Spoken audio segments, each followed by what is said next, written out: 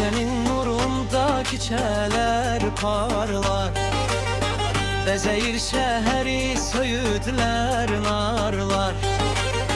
Dərin düşüncəyə dalıb çinarlar, Vəsf edir məhəbbət şeirini Aksu. Xalçaya bənzər dağlar başından,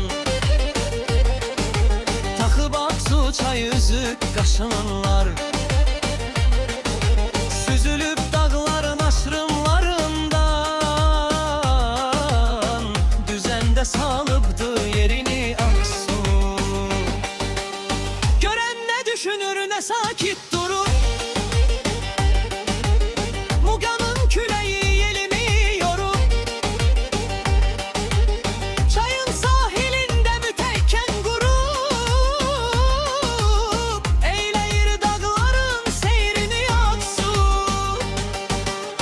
Seyr edib baxdıqca duyuram qürur, Daşı torpağında min hikmət durur. Gözətçi dağlara hərdən göz vurur, Salıb bir sevdaya meylini Aksu. Seyrdir gözəllik tamaşasıyla, Fəxrardır tarixi qadim yaşıyla, Dünyaya alimi söz yaddaşıyla,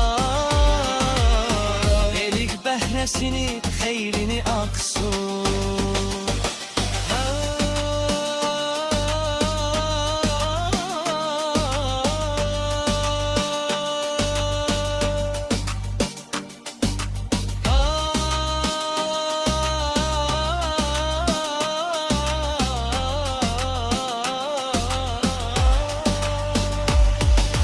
Xalçaya bənzəyir dağlar başında,